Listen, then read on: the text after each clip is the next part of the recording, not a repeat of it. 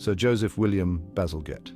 Born in 1819, a man whose name might not be as well known as some of his contemporaries, but whose impact on the City of London and its inhabitants was nothing short of revolutionary. A man who knew his way around a blueprint. His engineering prowess was evident from a young age, and he quickly rose through the ranks to become one of the most respected engineers of his time. But more importantly, a man who knew his sewers. Yes, sewers. While it might not sound like the most glamorous of professions, Bazalgette's work in this field was nothing short of groundbreaking, not the most glamorous topic, you might think. But in Victorian London, the state of the sewers was a matter of life and death. The streets were often flooded with waste, and the air was thick with the stench of decay. But trust me, Bazalgette made them positively riveting. Well, almost.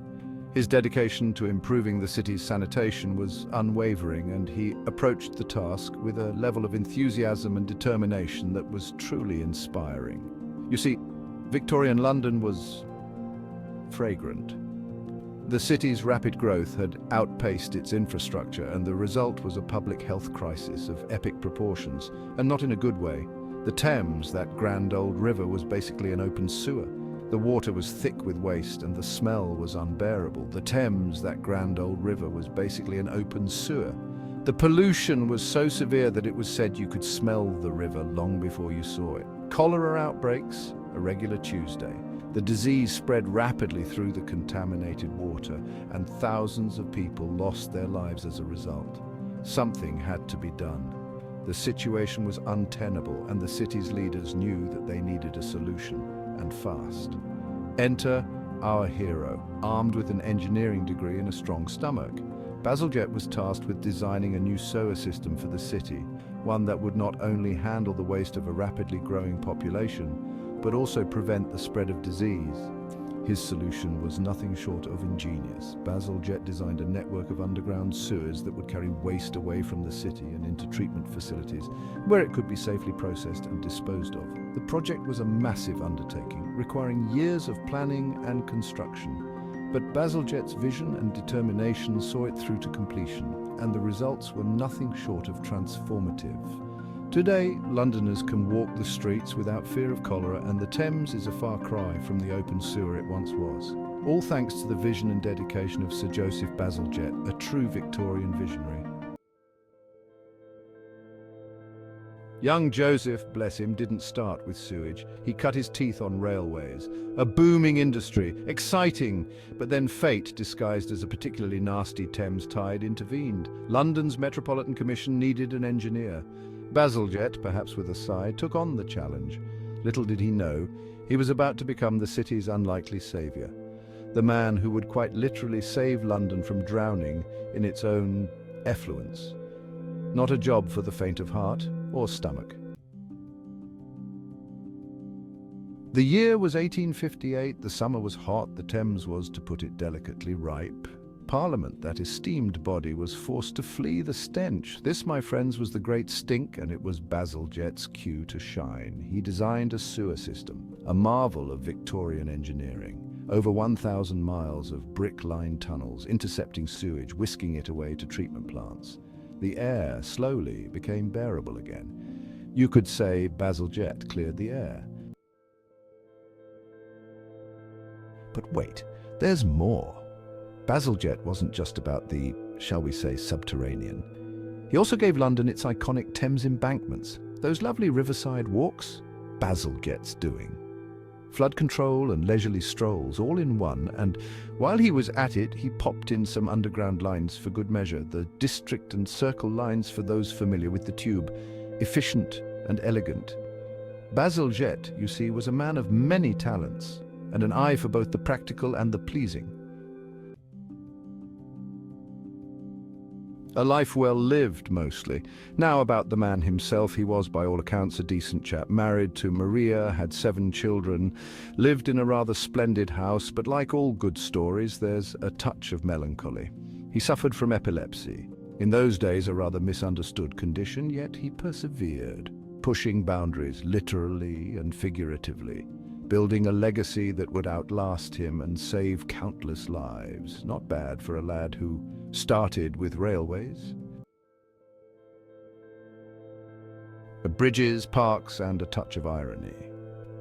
As if sewers and embankments weren't enough, Bazalgette had a hand in other London landmarks. His influence extended far beyond the subterranean world of pipes and tunnels. He was a visionary who saw the potential for beauty and utility in the urban landscape. He designed bridges, like the charming Putney Bridge. This bridge, spanning the River Thames, not only facilitated transportation, but also became a beloved architectural feature of the city. Its elegant design and sturdy construction have stood the test of time, serving as a testament to Bazalgette's engineering prowess, and parks, like the verdant Battersea Park. This green oasis in the heart of London provided a much-needed respite from the hustle and bustle of city life. Bazalgette's vision for Battersea Park included not just open spaces, but also carefully planned pathways, water features and recreational areas, making it a favourite spot for Londoners to this day. He even improved London's water supply. The man was unstoppable. His work on the waterworks ensured that clean, safe drinking water was available to the city's growing population, reducing the spread of waterborne diseases and improving public health. Ironically, his own creation, the sewer system, contributed to his eventual demise. The very system that had saved countless lives by reducing the spread of disease also harbored dangers of its own. He died in 1891, felled by a chest infection. This was a time when medical science was still grappling with the causes and treatments of such ailments, and the connection between his work and his health was tragically clear, likely exacerbated by, you guessed it, sewer gas.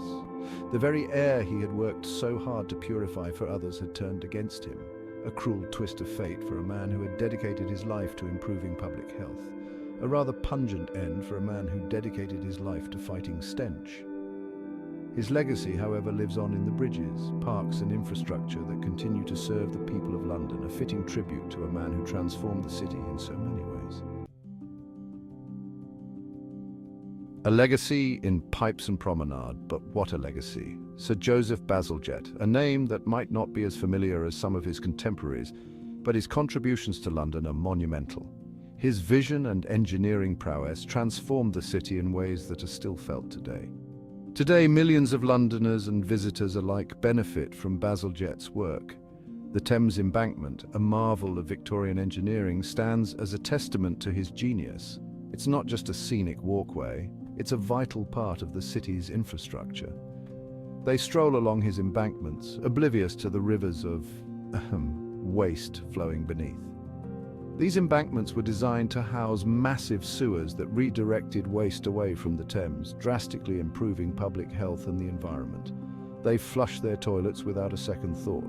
This simple act, something we take for granted every day, is possible because of Bazalgette's innovative sewer system. Before his intervention, London was plagued by cholera outbreaks and the infamous Great Stink of 1858, and all thanks to Sir Joseph.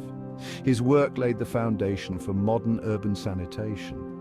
His designs were not only functional but also forward-thinking, with pipes large enough to accommodate the city's growth for generations. He may not have the name recognition of a Dickens or a Darwin, yet his impact on the daily lives of Londoners was profound. While Dickens and Darwin shaped minds and literature, Bazalgette shaped the very ground beneath their feet. But in the annals of London's history, his impact is undeniable. His work was a response to a dire need, but it was executed with such foresight and precision that it continues to serve the city well over a century later. He quite literally shaped the city we know and love.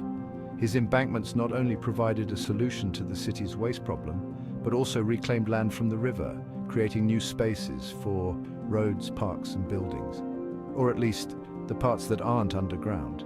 The hidden network of sewers beneath our feet is a silent guardian of public health, a testament to Bazalgette's enduring legacy. His work reminds us that sometimes the most crucial contributions are the ones we never see. So next time you're in London, spare a thought for Sir Joseph Bazalgette, the man who tamed the Thames, who banished the Great Stink, who gave London its iconic skyline and its, well, functional plumbing. He may be the unsung hero of London's underbelly, but his work is something we can all appreciate. Just try not to think about it too much during your riverside picnic. Bazalgette's influence wasn't limited to London. His sewer system became a blueprint for other cities grappling with sanitation issues.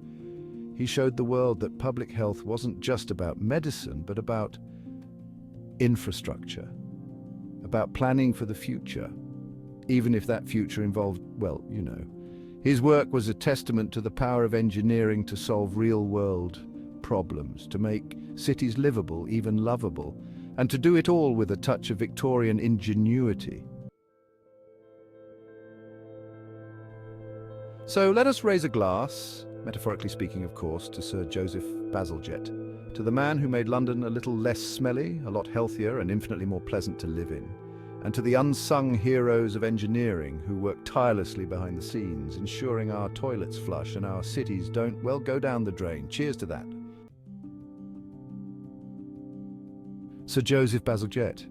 Remember the name. He may not have written novels or discovered new species, but he made modern urban life possible. And that, my friends, is a legacy worth celebrating, even if it does involve a bit of sewage. Please like and subscribe.